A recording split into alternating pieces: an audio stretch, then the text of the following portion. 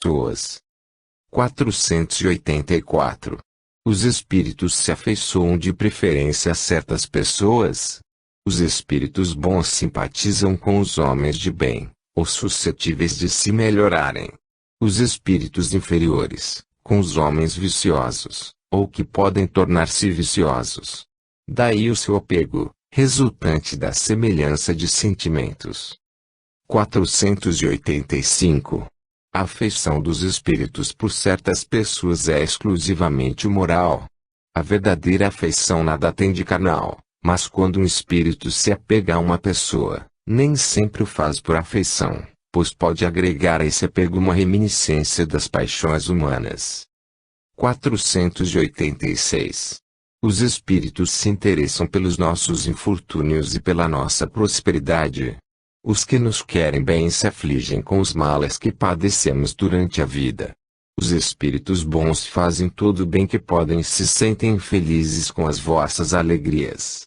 Afligem-se com os vossos males, quando não os suportais com a resignação, porque esses males não vos trazem nenhum benefício, já que então procedeis como o doente que rejeita o remédio amargo que o há de curar. 487. Dentre os nossos males, quais os que mais afligem os espíritos por nossa causa? Serão os males físicos ou os morais? O vosso egoísmo e a dureza dos vossos corações. Daí decorre tudo mais. Riem-se de todos esses males imaginários que nascem do orgulho e da ambição, alegram-se com os que têm por fim abreviar a duração das vossas provas. Sabendo que a vida corpórea é transitória e que as tribulações que a acompanham são meios de alcançar um estado melhor, os espíritos se afligem mais pelas causas morais, que deles nos afastam, do que pelos nossos males físicos, que são apenas passageiros. Poucos se incomodam com os infortúnios que apenas atingem as nossas ideias mundanas, tal como fazemos com as mágoas pueris da infância. Vendo nas aflições da vida um meio de nos adiantarmos, os espíritos as consideram como uma crise momentânea que deve salvar o doente. Compadecem-se dos nossos sofrimentos, como nos compadecemos dos de um amigo, porém, enxergando as coisas de um ponto de vista mais justo, eles os apreciam de modo diverso do nosso. Enquanto os espíritos bons nos levantam o ânimo no interesse do nosso futuro, os outros nos induzem ao desespero, visando comprometê-lo. 488. Os parentes e amigos que nos precederam na outra vida têm mais simpatia por nós do que os espíritos que nos são estranhos. Sem dúvida, e quase sempre vos protegem como espíritos, segundo o poder de que dispõem. 488-A. São sensíveis à afeição que lhes conservamos. Muito sensíveis, mas se esquecem daqueles que os esquecem. Anjos da guarda, espíritos protetores, familiares ou simpáticos. 489. Há espíritos que se ligam particularmente a um indivíduo para protegê-lo. Sim, o irmão espiritual. É o que chamais o espírito bom ou um gênio bom. 490. Que se deve entender por anjo da guarda? O espírito protetor, pertencente a uma ordem elevada. 491. Qual a missão do espírito protetor? A de um pai em relação aos filhos, conduzir seu protegido pelo bom caminho, ajudá-lo com seus conselhos, consolá-lo nas aflições e encorajá-lo nas provas da vida. 492. O espírito protetor liga-se ao indivíduo desde o seu nascimento. Desde o nascimento até a morte. Muitas vezes ele o segue após a morte, na vida espiritual, e mesmo por intermédio de muitas existências corpóreas, já que tais existências não passam de fases bem curtas da vida do espírito. 493. A missão do espírito protetor é voluntária ou obrigatória. O espírito é obrigado a velar por vós, já que aceitou essa tarefa, mas pode escolher os seres que lhe são simpáticos. Para alguns, é um prazer, para outros, uma missão ou um dever. 493-A. Ligando-se a uma pessoa, o espírito renuncia a proteger outros indivíduos. Não, mas o faz com menos exclusividade. 494. O espírito protetor fica fatalmente preso à criatura confiada e à sua guarda. Acontece frequentemente que alguns espíritos deixam sua condição de protetor para desempenhar diversas missões, mas, nesse caso, outros o substituem. 495.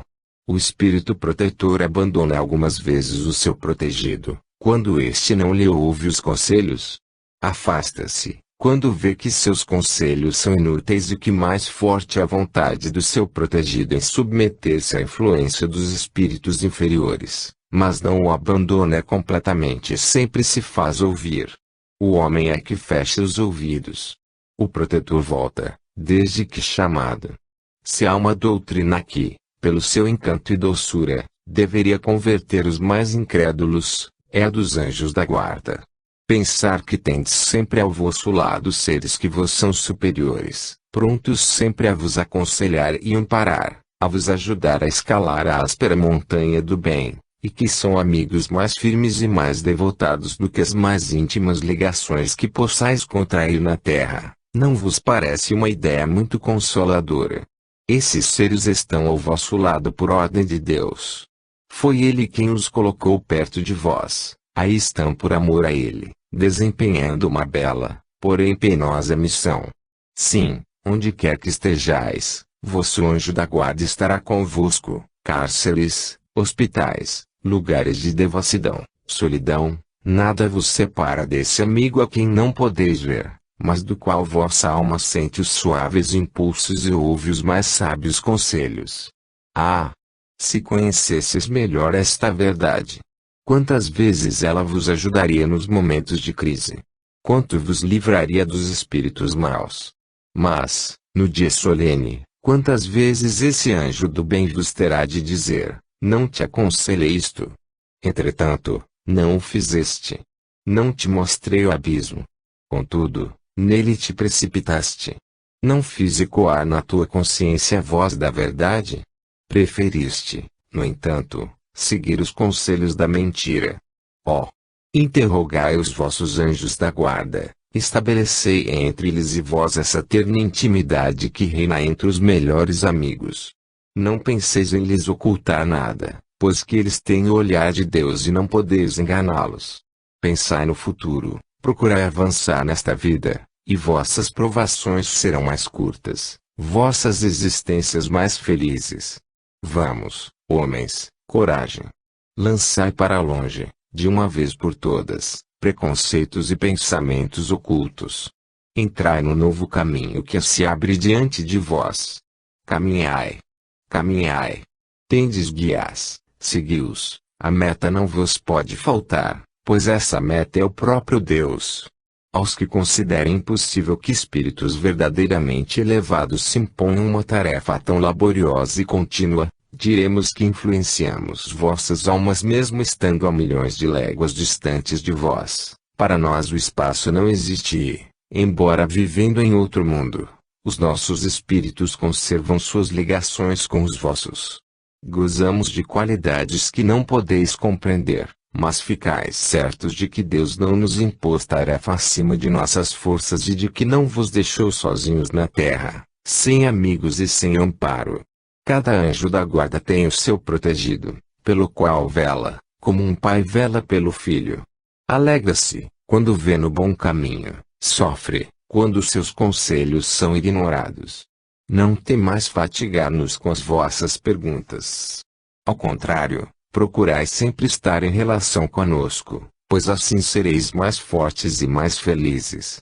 São essas comunicações de cada homem com seu espírito familiar que fazem sejam médiuns todos os homens, médiuns ignorados hoje, mas que se manifestarão mais tarde e se espalharão qual oceano sem limites, para rechaçar a incredulidade e a ignorância.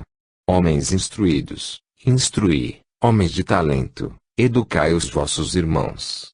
Não imaginais que obra fazeis desse modo, a do Cristo, a que Deus vos impõe. Para que Deus vos concedeu inteligência e o saber, senão para os repartirdes com os vossos irmãos, senão para fazê-los avançar no caminho da bem-aventurança e da felicidade eterna. São Luís, Santo Agostinho. A doutrina dos anjos da guarda, a velarem pelos seus protegidos, apesar da distância que separa os mundos, nada a tem que deva surpreender. É, ao contrário, grandiosa e sublime. Não vemos na terra o Pai velar pelo Filho, embora esteja longe dele, e auxiliá-lo com seus conselhos, correspondendo-se com ele. Que haverá então de surpreendente em que os espíritos, de um mundo a outro, possam guiar os que tomaram sob sua proteção, uma vez que para eles a distância que separa os mundos é menor do que a que, neste planeta, separa os continentes. Não dispõe, além disso, do fluido universal que interliga todos os mundos e os torna solidários, veículo imenso da transmissão dos pensamentos, assim como o ar, para nós, é o veículo da transmissão do som. 496. O espírito que abandone o seu protegido, não mais lhe fazendo bem, pode fazer-lhe mal. Os espíritos bons nunca fazem o mal, deixam que o façam os que lhes tomam lugar, e então acusais a sorte pelas desgraças que vos oprimem, quando a falta é apenas vossa. 497. O espírito protetor pode deixar o seu protegido à mercê de outro espírito que lhe queira fazer mal. Existe a união dos espíritos maus para neutralizar a ação dos bons, mas, se o quiser, o protegido dará toda a força ao seu protetor. O espírito bom talvez encontre, em outro lugar, uma boa vontade a ser auxiliada e, assim, aproveita a oportunidade para ajudá-la, enquanto aguarda a volta do seu protegido. 498. Quando o espírito protetor deixa que seu protegido se extravie na vida, será por não poder lutar contra espíritos malévolos. Não é porque não possa, mas porque não quer. Assim, seu protegido sai das provas mais perfeito e mais instruído. Ele o assiste com seus conselhos, pelos bons pensamentos que lhe inspira, mas que, infelizmente, nem sempre são ouvidos. Somente a fraqueza, a negligência ou o orgulho do homem podem dar força aos espíritos maus. O poder deles sobre vós advém do fato de não lhes opodes resistência. 499. O espírito protetor está constantemente com o seu protegido. Não haverá alguma circunstância em que, sem abandoná-lo, ele o perca de vista. Há circunstâncias em que a presença do espírito protetor junto ao seu protegido não é necessária. 500. Chegará um tempo em que o espírito não tenha mais necessidade de anjo da guarda. Sim, quando se torna capaz de conduzir-se por si mesmo, como há um momento em que o aluno não mais precisa de mestre. Mas isso não acontece na Terra. 501. Porque a ocultação dos espíritos sobre a nossa existência e porque, quando nos protegem, não o fazem de modo ostensivo. Se contasseis com o amparo deles, não agiríeis por vós mesmos e o vosso espírito não progrediria. O espírito precisa de experiência para adiantar-se, experiência que, na maioria das vezes, deve ser adquirida à sua custa. É necessário que exercite suas forças, pois, do contrário, seria como uma criança a quem não permitem que ande sozinha. A ação dos espíritos que vos querem bem é sempre regulada de maneira a não tolher o vosso livre-arbítrio, visto que, se não tivesseis responsabilidade, não avançaríeis no caminho que vos há de conduzir a Deus. Não vendo quem ampara, o homem se entrega às suas próprias forças. Seu guia, entretanto, vela por ele e, de vez em quando, o adverte, alto e bom som, do perigo. 502. O espírito protetor que consegue trazer ao bom caminho o seu protegido lucra algum bem com isso. É um mérito que lhe será levado em conta, seja para seu progresso, seja para sua felicidade. Sente-se feliz quando vê que seus esforços são bem-sucedidos. É uma vitória para ele, assim como um professor se sente vitorioso pelo sucesso de seu aluno. 502A. É responsável quando não consegue bons resultados. Não, pois fez o que dependia dele. 503. O espírito protetor que vê o seu protegido seguir o mau caminho, apesar dos conselhos que lhe dá, sofre com isso. Esse fato não constitui motivo de perturbação para a sua felicidade. Sofre com os erros de seu protegido e os lamenta, embora essa aflição nada tenha das angústias da paternidade terrena, porque ele sabe que há remédio para o mal e o que não se faz hoje, amanhã se fará. 504. Podemos sempre saber o nome do nosso espírito protetor ou anjo da guarda. Como quereis saber nomes que não existem para vós? Acreditais, então, que só existem os espíritos que conheceis. 504-A. Nesse caso, como então invocá-lo, se não o conhecemos? Dá-lhe o nome que quiserdes, o de um espírito superior que vos inspire simpatia ou veneração. Vosso espírito protetor atenderá a esse apelo, visto que todos os espíritos bons são irmãos e se assistem mutuamente. 505. Os espíritos protetores que tomam nomes conhecidos serão sempre, realmente, os das pessoas que tiveram esses nomes? Não, mas espíritos que lhes são simpáticos e que muitas vezes comparecem por sua ordem. Precisais de nomes, então eles tomam um que vos inspire confiança. Quando não podeis realizar pessoalmente uma missão, enviais alguém de vossa confiança, que haja em vosso nome. 506. Quando estivermos na vida espiritual, reconheceremos o nosso espírito protetor? Sim, pois não raro já o conhecieis antes da vossa encarnação. 507. Todos os espíritos protetores pertencem à classe dos espíritos superiores. Poderão alguns contar-se entre os das classes intermédias. Um pai, por exemplo, pode tornar-se o espírito protetor de seu filho. Pode, mas a proteção supõe certo grau de elevação e um poder ou uma virtude a mais, concedidos por Deus. O pai, que protege seu filho, também pode ser assistido por um espírito mais elevado. 508. Os espíritos que se achem em boas condições ao deixarem a terra sempre podem proteger os que lhes são caros e que lhes sobrevivem. Seu poder é mais ou menos restrito. A situação em que se encontram nem sempre lhes permite inteira liberdade de ação. 509. Mesmo no estado de selvageria ou de inferioridade moral, os homens também têm os seus espíritos protetores. Caso tenham, esses espíritos serão de ordem tão elevada quanto a dos espíritos protetores dos homens mais adiantados. Cada homem tem um espírito que vela por ele, mas as missões são relativas ao seu objetivo. Não dás a uma criança que aprende a ler um professor de filosofia. O progresso do espírito familiar segue de perto do espírito protegido. Tendo vós mesmos um espírito superior que vela por vós, podeis, por vossa vez, tornar-vos o protetor de outro que vos seja inferior, e os progressos que este realize, com o auxílio que lhe dispensardes, contribuirão para o vosso adiantamento. Deus não exige do espírito mais do que comportem a sua natureza e o grau de elevação a que chegou. 510. Quando o pai que vela pelo filho reencarna, continua a velar por ele. Isso é mais difícil, mas ele roga, num momento de desprendimento, que um espírito simpático o assista nessa missão.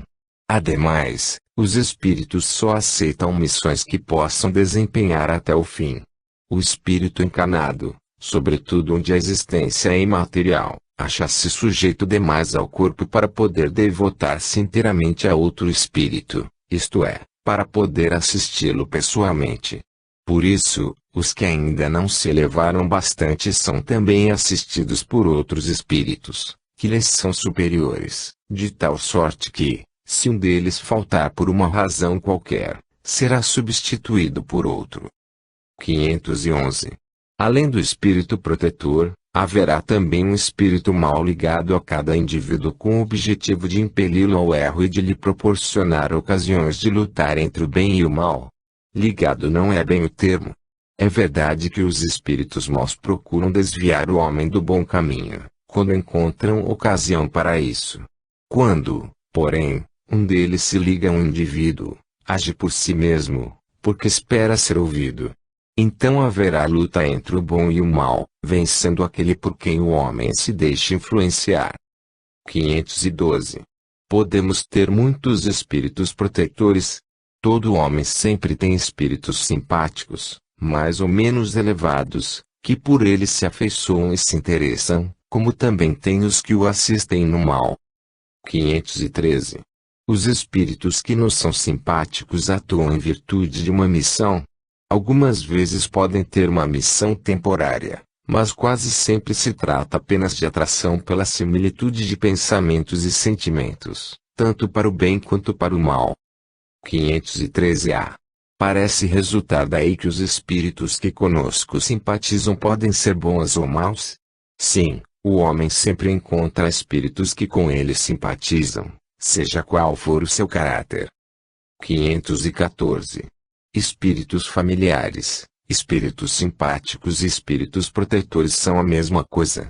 Há muitas gradações na proteção e na simpatia. Dai-lhes os nomes que quiserdes. O espírito familiar é antes o amigo da casa. Das explicações acima e das observações feitas sobre a natureza dos espíritos que se ligam ao homem, pode-se deduzir o seguinte: espírito protetor, anjo da guarda é o bom gênio que tem por missão seguir o homem na vida e ajudá-lo a progredir. É sempre de natureza superior, com relação ao protegido. Os espíritos familiares se ligam a certas pessoas por laços mais ou menos duráveis, a fim de lhes serem úteis, dentro dos limites do poder de que dispõem, quase sempre muito restrito. São bons, mas às vezes pouco adiantados e mesmo um tanto levianos. Ocupam-se de boa vontade com as particularidades da vida íntima e só atuam por ordem ou com permissão dos espíritos protetores.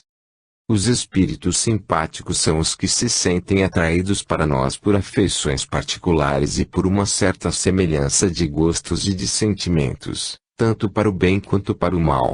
A duração de suas relações se acha quase sempre subordinada às circunstâncias.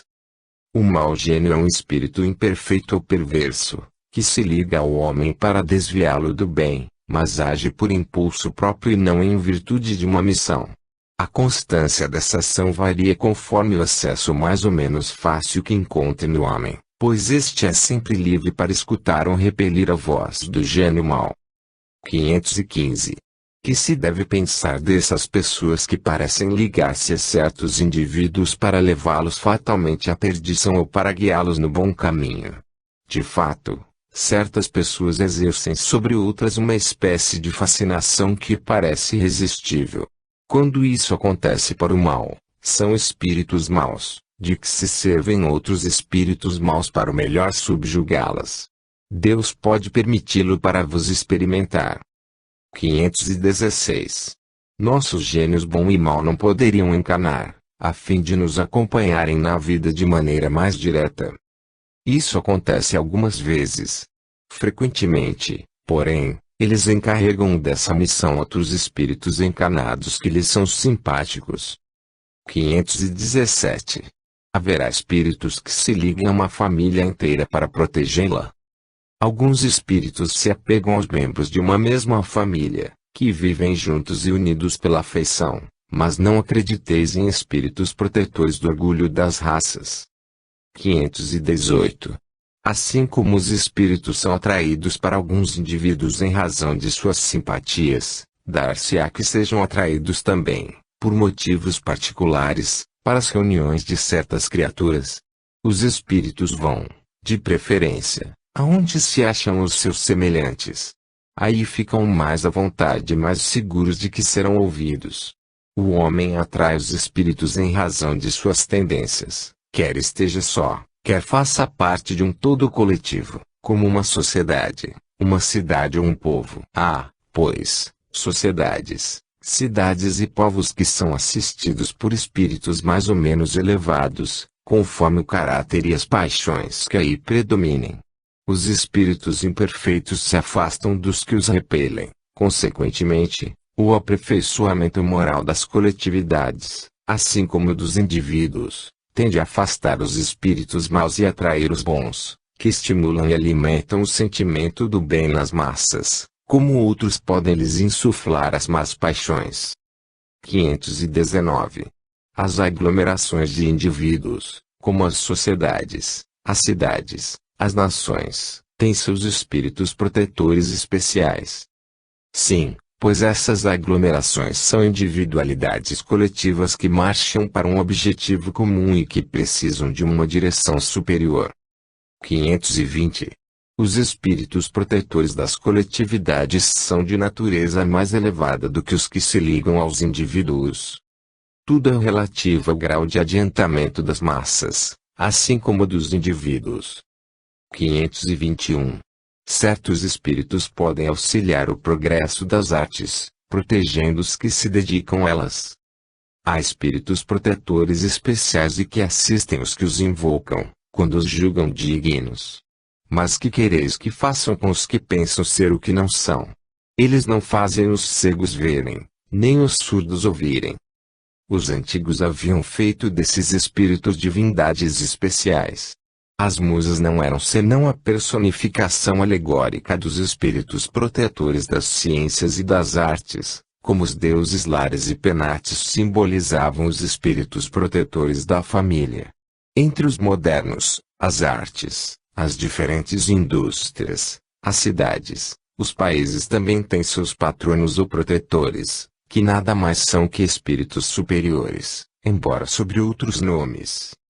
Tendo cada homem espíritos que com ele simpatizam, segue-se que, em todas as coletividades, a imensa maioria dos espíritos que lhes votam simpatia guarda proporção com a generalidade dos indivíduos, que os espíritos estranhos são atraídos para essas coletividades pela identidade dos gostos e dos pensamentos, em suma, que esses agrupamentos de pessoas, tanto quanto os indivíduos, são mais ou menos envolvidos, assistidos e influenciados, de acordo com a natureza dos pensamentos dominantes daqueles que os compõem. Entre os povos, as causas de atração dos espíritos são os costumes, os hábitos, o caráter dominante e, sobretudo, as leis, porque o caráter de uma nação se reflete nas suas leis. Os homens que fazem reinar a justiça entre si combatem a influência dos espíritos maus.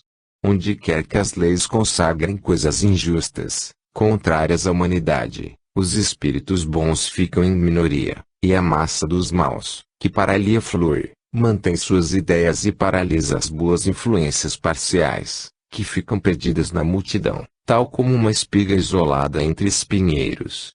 Estudando-se o costume dos povos ou de qualquer agrupamento humano, facilmente se forma a ideia da população oculta que se intromete nos seus pensamentos e atos. Pressentimentos. 522. O pressentimento é sempre um aviso do espírito protetor. É o conselho íntimo e oculto de um espírito que vos quer bem. Também está na intuição da escolha que se haja feito. É a voz do instinto.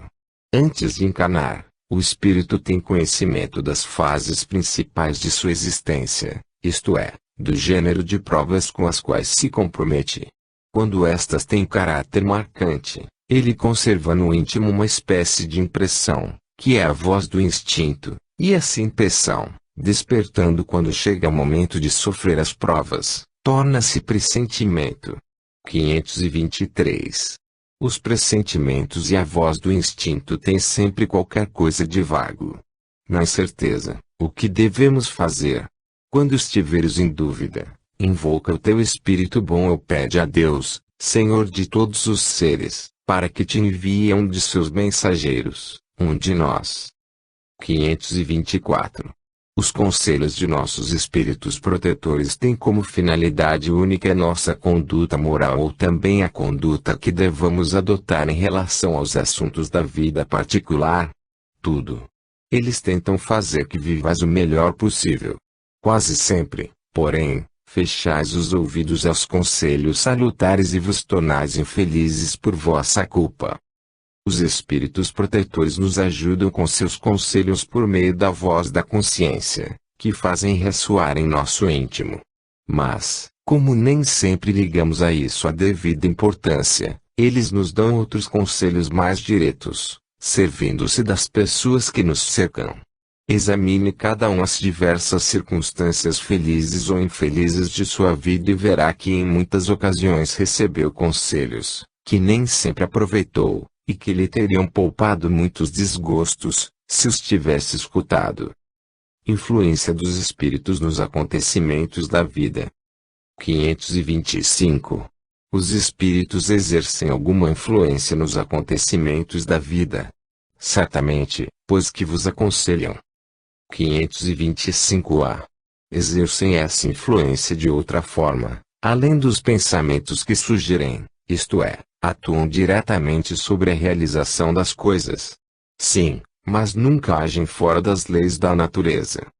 Imaginamos erroneamente que a ação dos espíritos só se deva manifestar por fenômenos extraordinários. Gostaríamos que nos viessem ajudar por meio de milagres e sempre os representamos armados de uma varinha mágica. Mas não é assim, razão porque nos parece oculta a sua intervenção e muito natural o que se faz com o concurso deles. Assim é que, provocando, por exemplo, o encontro de duas pessoas, que julgarão encontrar-se por acaso, inspirando a alguém a ideia de passar por determinado lugar, chamando-lhe a atenção para certo ponto, se disso resulta o que tenham em vista, eles atuam de tal modo que o homem, acreditando seguir apenas o próprio impulso, conserva sempre o seu livre-arbítrio. 526. Já que os espíritos têm ação sobre a matéria, poderão provocar certos efeitos, a fim de que se realize um acontecimento. Por exemplo, um homem deve morrer, sob uma escada, a escada se quebra e ele morre. Foram os espíritos que quebraram a escada para que o destino daquele homem se cumprisse. É bem verdade que os espíritos têm ação sobre a matéria, mas para cumprimento das leis da natureza, e não para derrogá-las, fazendo surgir, no momento certo, um acontecimento inesperado e contrário àquelas leis. No exemplo que citaste, a escada se quebrou porque estava podre ou por não ser bastante forte para suportar o peso do homem. Se estivesse no destino daquele homem perecer de tal maneira, os espíritos lhe inspirariam a ideia de subir a escada em questão, que teria de quebrar-se com seu peso, e sua morte se daria por um efeito natural, sem necessidade de um milagre para isso. 527. Tomemos outro exemplo, em que o estado natural da matéria não entre em questão. Um homem deve morrer fulminado por um raio. Refugia-se debaixo de uma árvore, o raio estoura e ele morre. Os espíritos poderiam ter provocado o raio, dirigindo sobre ele. É ainda a mesma coisa. O raio explodiu sobre aquela árvore, naquele momento, porque estava nas leis da natureza que assim acontecesse.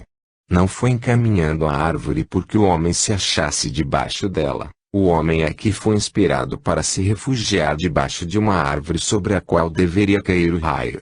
A árvore não deixaria de ser atingida, estivesse ou não o homem debaixo dela. 528. Um homem mal intencionado dispara um tiro contra alguém, mas o projétil passa apenas de raspão, sem o atingir. Um espírito benfazejo pode tê-lo desviado. Se o indivíduo não deve ser alvejado, o espírito benfazejo lhe inspirará a ideia de se desviar ou então poderá ofuscar seu inimigo, de maneira a fazê-lo errar a pontaria, porque o projétil, uma vez lançado, segue a linha que tem de percorrer. 529. Que se deve pensar das balas encantadas, de que falam algumas lendas e que fatalmente atingem o alvo? Pura imaginação. O homem gosta do maravilhoso e não se contenta com as maravilhas da natureza.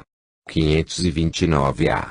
Os espíritos que dirigem os acontecimentos da vida podem ser impedidos em sua ação por outros espíritos que queiram o contrário.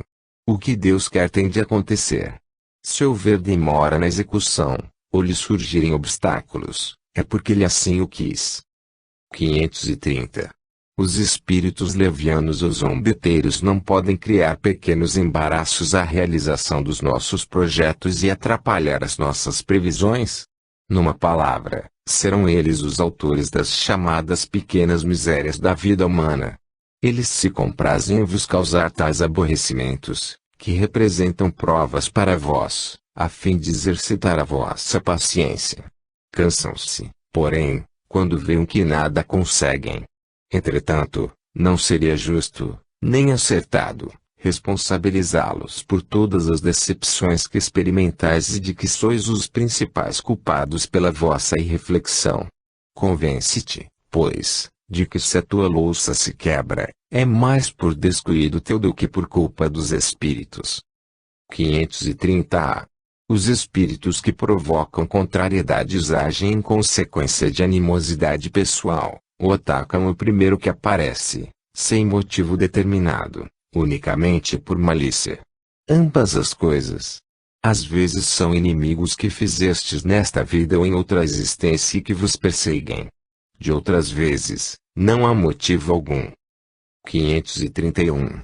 A malevolência de seres que nos fizeram mal na terra extingue-se com a sua vida corpórea. Muitas vezes reconhecem a injustiça e o mal que causaram.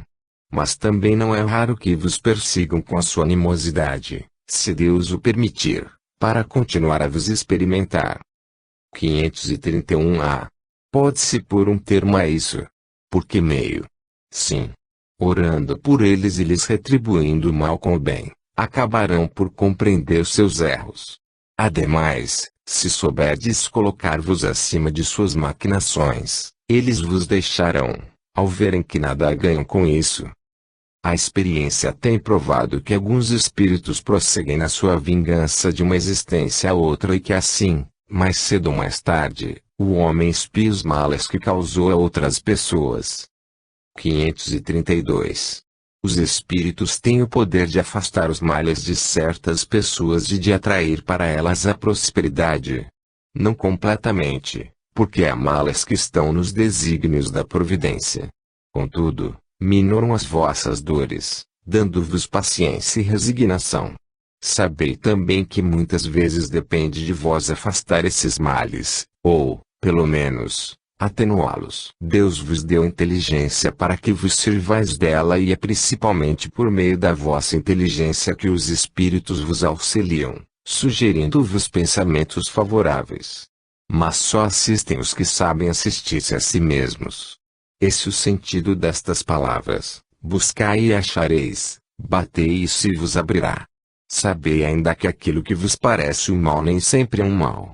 Muitas vezes, dele resultará um bem, que será maior que o mal, e é isso que não compreendeis, porque só pensais no momento presente ou em vós mesmos. 533. Os espíritos podem fazer que se obtenham os dons da fortuna, se para isso forem solicitados. Algumas vezes, como prova, mas quase sempre recusam, como se recusa a uma criança um pedido insensato. 533-A. São os espíritos bons ou maus que concedem esses favores? Ambos. Depende da intenção. Na maioria das vezes, porém, são espíritos que vos querem arrastar ao mal e que encontram um meio fácil de o conseguir nos prazeres que a fortuna proporciona. 534. Será por influência de algum espírito que certos obstáculos parecem vir opor-se fatalmente aos nossos projetos. Algumas vezes são os espíritos, contudo, na maioria das vezes, é que escolhestes mal os vossos projetos. A posição e o caráter influem bastante. Se vos obstinais num caminho que não é o vosso, os espíritos nada terão a ver com os vossos insucessos. Sois vós mesmos que vos tornais o vosso mau gênio. 535. Quando nos acontece alguma coisa boa, e é o nosso espírito protetor que devemos agradecer. Agradecer primeiramente a Deus, sem cuja permissão nada se faz, depois, aos espíritos bons, que foram os agentes da sua vontade. 535-A. Que aconteceria se nos esquecêssemos de agradecer? O que acontece aos ingratos? 535-B. Entretanto, há pessoas que não pedem nem agradecem e para quem tudo sai bem. Sim, mas é preciso ver o final. Pagarão muito caro por essa felicidade passageira que não merecem, pois quanto mais houverem recebido, tanto mais terão de restituir. Ação dos espíritos sobre os fenômenos da natureza. 536. Os grandes fenômenos da natureza, os que se consideram como perturbação dos elementos, são devidos a causas fortuitas ou todos eles têm um fim providencial. Tudo tem uma razão de ser e nada acontece sem a permissão de Deus. 536a. Esses fenômenos sempre têm o homem por objeto. Algumas vezes eles têm o homem como razão imediata de ser. Mas também é frequente terem por único objetivo o restabelecimento do equilíbrio e da harmonia das forças físicas da natureza. 536b. Concebemos perfeitamente que a vontade de Deus seja a causa primeira, nisto como em todas as coisas. Porém, sabendo que os espíritos têm ação sobre a matéria e que são os agentes da vontade de Deus, perguntamos se alguns dentre eles não exerceriam certa influência sobre os elementos para os agitar, acalmar ou dirigir. Evidentemente, e nem poderia ser de outro modo. Deus não exerce ação direta sobre a matéria. Ele tem agentes dedicados em todos os graus da escala dos mundos. 537. A mitologia dos antigos se fundava inteiramente sobre as ideias espíritas, com a única diferença de que consideravam os espíritos como divindades. Representavam esses deuses ou esses espíritos com atribuições especiais. Assim, uns eram encarregados dos ventos, outros do raio, outros de presidir a vegetação, etc. Essa crença é destituída de fundamento. Tão pouco destituída de fundamento que ainda está muito aquém da verdade. 537a. Pela mesma razão poderia então haver espíritos que habitem o interior da Terra e que presidam os fenômenos geológicos. Esses espíritos não habitam realmente a Terra, mas regulam os fenômenos e os dirigem, conforme suas atribuições. Um dia tereis a explicação de todos esses fatos e os compreendereis melhor. 538. Os espíritos que presidem aos fenômenos da natureza formam categoria à parte no mundo espiritual. Serão seres especiais ou espíritos que foram encarnados como nós, que o serão, ou que o foram. 538a. Esses espíritos pertencem às ordens superiores ou inferiores da hierarquia espiritual. Depende do papel mais ou menos material ou mais ou menos inteligente que desempenhem. Uns comandam, outros executam. Os que executam coisas materiais são sempre de ordem inferior, tanto entre os espíritos como entre os homens. 539. Na produção de certos fenômenos, das tempestades, por exemplo, é apenas um espírito que age, ou eles se reúnem em massa para produzi-lo. Reúnem-se em massas inumeráveis. 540. Os espíritos que exercem ação nos fenômenos da natureza agem com conhecimento de causa, em virtude do livre-arbítrio, ou por impulso instintivo e irrefletido. Uns sim, outros não. Façamos uma comparação. Figurai essas miríades de animais que, pouco a pouco, fazem emergir do mar ilhas e arquipélagos. Acreditais que não haja aí um fim providencial e que essa transformação da superfície do globo não seja necessária à harmonia geral? Entretanto, são animais do último grau que realizam essas coisas, provendo as suas necessidades e sem suspeitarem de que são instrumentos de Deus. Pois bem, do mesmo modo, os espíritos mais atrasados são úteis ao conjunto. Enquanto se ensaiam para a vida, antes que tenham plena consciência de seus atos e estejam no gozo do livre-arbítrio, atuam em certos fenômenos, dos quais são agentes, mesmo de forma inconsciente. Primeiramente, executam, mais tarde, quando suas inteligências estiverem mais desenvolvidas, comandarão e dirigirão as coisas do mundo material, mais tarde ainda, poderão dirigi-las do mundo moral. É assim que tudo serve. Tudo se encadeia na natureza, desde o átomo primitivo até o arcanjo, que também começou pelo átomo. Admirável lei de harmonia, da qual vosso espírito limitado ainda não pode abranger o conjunto. Os espíritos durante os combates. 541. Durante uma batalha, há espíritos que sustentam e amparam cada uma das forças contrárias. Sim, e que estimulam sua coragem. Outrora, Os antigos figuravam os deuses tomando partido deste ou daquele povo. Esses deuses nada mais eram do que espíritos representados sob forma alegórica. 542. Numa guerra, a justiça está sempre de um dos lados. Como pode haver espíritos que tomem o partido dos que lutam por uma causa injusta? Sabeis perfeitamente que há espíritos que só procuram a discórdia e a destruição. Para eles, guerra é guerra, a justiça da causa pouco os preocupa. 543. Alguns espíritos podem influenciar o general na concepção de seus planos de campanha. Sem dúvida alguma. Os espíritos podem influenciar nesse sentido, como em relação a todas as concepções. 544. Os espíritos maus poderiam induzi-lo a elaborar planos errôneos, a fim de o levar à derrota. Sim, mas não tem ele o livre-arbítrio. Se seu juízo não lhe permite distinguir uma ideia justa de uma ideia falsa, sofrerá as consequências e melhor faria se obedecesse, em vez de comandar. 545. Pode o general, algumas vezes, ser guiado por uma espécie de segunda vista, por uma visão intuitiva, que lhe mostre previamente o resultado de seus planos. Isso se dá geralmente com o homem de gênio. É o que ele chama inspiração e que lhe permite agir com uma espécie de certeza. Essa inspiração lhe vem dos espíritos que o dirigem e que se aproveitam das faculdades de que lhe é dotado. 546. No tumulto do combate, o que acontece com os espíritos dos que sucumbem?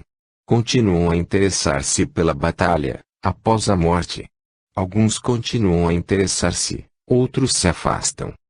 Nos combates, ocorre a mesma coisa que se dá nos casos de morte violenta. No primeiro momento, o espírito fica surpreendido e como que atordoado. Não acredita estar morto, parece-lhe ainda tomar parte na ação. Só pouco a pouco a realidade lhe aparece. 547. Após a morte, os espíritos que em vida se guerreavam continuam a considerar-se inimigos e ainda se mostram obstinados uns contra os outros. Nessas ocasiões, o espírito nunca está calmo. Pode acontecer que nos primeiros instantes depois da morte ainda odeie o seu inimigo e até o persiga. Quando, porém, suas ideias se clareiam, vê que sua animosidade não tem mais razão de ser. Entretanto, dela ainda pode guardar vestígios mais ou menos fortes, conforme o seu caráter. 547-A. Continua a ouvir o ruído das armas. Sim, perfeitamente. 548. O espírito que assiste calmamente a um combate, como espectador, testemunha a separação da alma e do corpo. Como esse fenômeno se apresenta a ele? Há poucas mortes realmente instantâneas. Na maioria das vezes, o espírito cujo corpo acaba de ser mortalmente ferido não tem consciência imediata desse fato. Somente quando começa a se reconhecer é que pode distinguir o espírito, movendo-se ao lado do cadáver. Isso parece tão natural ao espírito que assiste à peleja que a visão do corpo morto não lhe produz nenhum efeito desagradável. Tendo-se a vida concentrada por inteiro no espírito, somente ele chama a atenção dos outros e é com ele que o espectador conversa ou lhe dá ordens. Pactos. 549.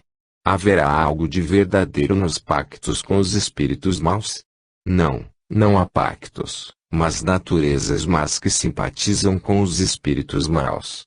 Por exemplo, queres atormentar o teu vizinho e não sabes como fazê-lo.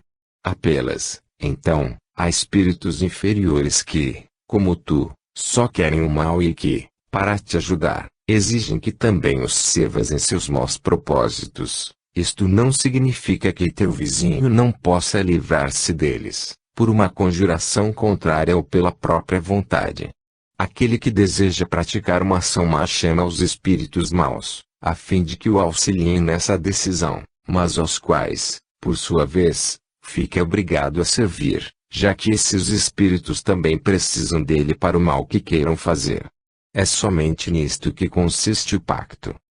A dependência em que o homem se acha, algumas vezes, Em relação aos espíritos inferiores, provém de sua entrega aos maus pensamentos que estes lhes sugerem, e não de quaisquer acordos feitos entre eles. O pacto, no sentido vulgar do termo, é uma alegoria que simboliza uma natureza má simpatizando com espíritos malfazejos. 550. Qual o sentido das lendas fantásticas, segundo as quais alguns indivíduos teriam vendido suas almas a Satanás para obterem certos favores? Todas as fábulas encerram um ensinamento e um sentido moral. O vosso erro consiste em tomá-las ao pé da letra. A lenda dos pactos é uma alegoria que se pode explicar assim: aquele que chama em seu auxílio os espíritos para deles obter os dons da fortuna ou qualquer outro favor rebela-se contra a providência, renuncia à missão que recebeu e às provas que terá de suportar neste mundo, sofrendo na vida futura as consequências desse ato. Isto não quer dizer que sua alma fique para sempre condenada à infelicidade. Porém, se em vez de se desligar da matéria, nela se enterra cada vez mais, não desfrutará, no mundo espiritual, dos prazeres de que gozou na terra, até que tenha resgatado suas faltas por meio de novas provas, talvez maiores e mais penosas. Coloca-se, por amor dos gozos materiais, na dependência de espíritos impuros, estabelecendo-se entre eles um pacto silencioso que leva à perda do delinquente, mas que lhe será sempre fácil romper com a assistência dos espíritos bons, desde que o queira firmemente. Poder oculto. Talismãs. Feiticeiros. 551. Pode um homem mau, com o auxílio de um espírito mau que lhe seja dedicado, fazer mal ao seu próximo? Não, Deus não o permitiria. 552. Que pensar da crença no poder de enfeitiçar, que teriam certas pessoas? Algumas pessoas dispõem de um poder magnético muito grande, do qual podem fazer mau uso se o seu próprio espírito for mau. Neste caso, poderão ser secundadas por outros espíritos maus. Não creias, porém, num pretenso poder mágico, que só existe na imaginação de pessoas supersticiosas, ignorantes das verdadeiras leis da natureza. Os fatos que elas citam como prova da existência desse poder são fatos naturais, mal observados e, sobretudo, mal compreendidos. 553. Qual pode ser o efeito das fórmulas e práticas mediante as quais certas pessoas pretendem dispor da vontade dos espíritos? O de torná-las ridículas, se procedem de boa fé. Em caso contrário, são tratantes que merecem castigo. Todas as fórmulas são enganosas. Não há nenhuma palavra sacramental, nenhum sinal cabalístico, nenhum talismã que tenha qualquer ação sobre os espíritos, porque estes só são atraídos pelo pensamento e não pelas coisas materiais. 553-A. Mas alguns espíritos não têm ditado, eles próprios, fórmulas cabalísticas. Sim, tendes espíritos que vos indicam sinais, palavras estranhas ou que vos prescrevem certos atos, com a ajuda dos quais fazeis o que chamais conjurações. Mas ficais certos de que são espíritos que zombam de vós e abusam da vossa credulidade. 554. Aquele que, com ou sem razão, confia no que chama a virtude de um talismã não pode atrair um espírito justamente por essa confiança, visto que, nesse caso, é o pensamento que age, não passando o talismã de um sinal que apenas o auxilia a conduzir o pensamento. É verdade, mas a natureza do espírito atraído depende da pureza da intenção e da elevação dos sentimentos. Ora, é raro que aquele que seja bastante ingênuo para acreditar na virtude de um talismã não tenha um objetivo mais material do que moral. Em todo caso, essa crença denuncia uma pequenez e uma fraqueza de ideias que favorecem a ação dos espíritos imperfeitos e zombeteiros. 555. Que sentido se deve dar ao qualificativo de feiticeiro? Aqueles a quem chamais feiticeiros são pessoas que, quando de boa fé, são dotadas de certas faculdades, como o poder magnético ou a segunda vista. Como, então, fazem coisas que não compreendeis, julgai-as dotadas de um poder sobrenatural. Os vossos sábios não têm passado muitas vezes por feiticeiros aos olhos dos ignorantes. O espiritismo e o magnetismo nos dão a chave de uma porção de fenômenos sobre os quais a ignorância teceu uma infinidade de fábulas, em que os fatos são exagerados pela imaginação. O conhecimento esclarecido dessas duas ciências que, a bem dizer, formam uma só é o melhor preservativo contra as ideias que supersticiosas, porque, ao mostrar a realidade das coisas e suas verdadeiras causas, revela o que é possível e o que é impossível, o que está nas leis da natureza e o que não passa de uma crença ridícula. 556. Algumas pessoas têm realmente o dom de curar pelo simples contato. O poder magnético pode chegar até aí, quando secundado pela pureza dos sentimentos e pelo desejo ardente de fazer o bem, porque então os espíritos bons vêm em seu auxílio. Mas é preciso desconfiar da maneira como as coisas são contadas por pessoas muito crédulas ou muito entusiasmadas, sempre dispostas a ver o maravilhoso nas coisas mais simples e mais naturais. Também se deve desconfiar dos relatos interesseiros, por parte de pessoas que exploram a credulidade em benefício próprio. Bênção e maldição. 557. A bênção e a maldição podem atrair o bem e o mal para aqueles sobre os quais são lançadas. Deus não escuta uma maldição injusta, e aquele que a pronuncia é culpado aos seus olhos. Como temos os dois gênios opostos, o bem e o mal, é possível que a maldição exerça uma influência momentânea, até mesmo sobre a matéria. Contudo, essa influência só se verifica pela vontade de Deus, e como acréscimo de provação para aquele que a sofre. Além disso, é mais comum serem amaldiçoados os maus e abençoados os bons. A bênção e a maldição jamais poderão desviar a providência do caminho da justiça. Ela só ferirá o maldito se ele for mau, e só cobre com a sua proteção aquele que a merece. Capítulo 10. Ocupações e missões dos espíritos. 558. Os espíritos têm outra coisa a fazer, além de se melhorarem pessoalmente. Concorrem para a harmonia do universo, executando as vontades de Deus, de quem são ministros.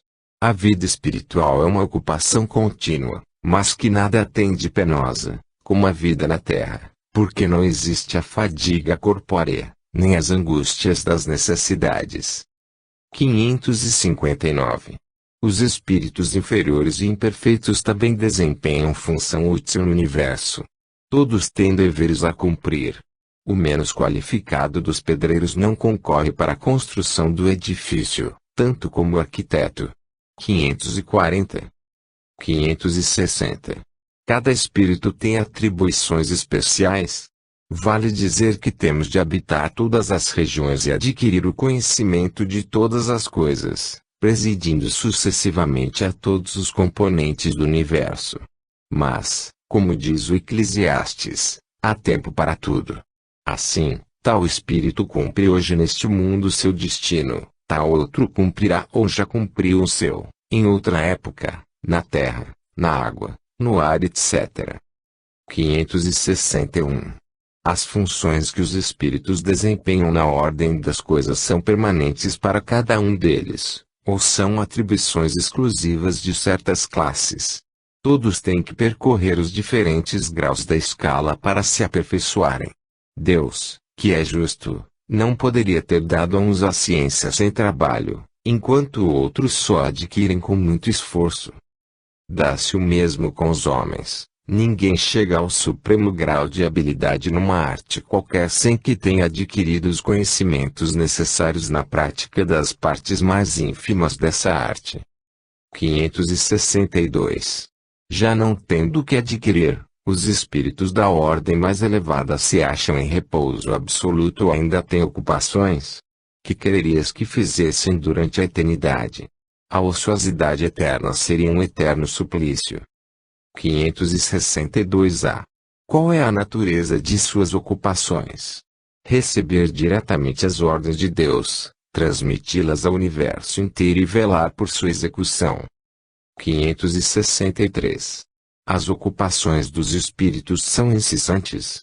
Incessantes, sim, se entendermos que o seu pensamento está sempre ativo, posto que vivem pelo pensamento. Mas não devemos equiparar as ocupações dos espíritos com as ocupações materiais dos homens. Sua própria atividade já é um gozo,